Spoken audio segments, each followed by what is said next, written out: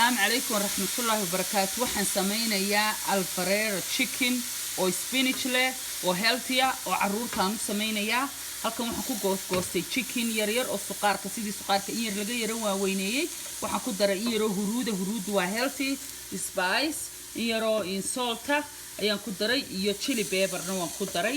marka waxaan u googoynayaa spinach, boiled spinach, organic spinach boiled aan soo iibsaday on boil garaystay waa ka spinachkii and I boil it and it's really drainy waa ka halka ku drain garaynaya iyo basal iyo khudrad baan ku goynayaa.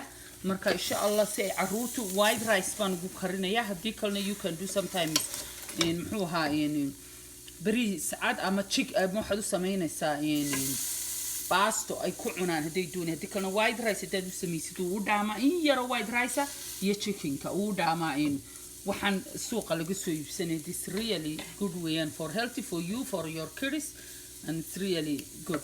qofkii aan doonay bariis wax kale ka dhigan kara halkaas. chickenkii waa diyaar imika maasha Allah. khudradii aan goostay halkan waxaan ku goostay farash, sinjibiila, basal, toon, farasha akhtar iyo basal baar ayaan ku goostay oo ku darayaa.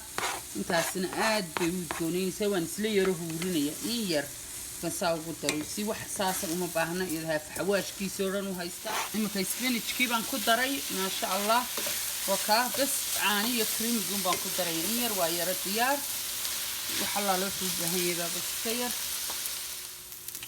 وكا تشيكن كيب ما شاء الله والديار ورف ديسة ما كهاف and half أيام كشوا بيا spare for the creamy sauce كان أكود عما أديكو كسميستا كان بقى وين ما في يعني هيلث بدن ما لكن وداما وعانيه هاف and half كي أيام كشوبيا هاف بان كشوبيا هاف because white rice بعيال كوكعنايا أو on the side كسارنيان مركب I put half and then in your water أنا وكدريا then another maybe another 10 more minutes أيام طب سكوير الدبوليا on بيها سيسا يقولان مركوان دي تسيدونا مركان طب مركي يرب قرآن sidoo noqdo 10 minutes baan ku soo yara noqonaya.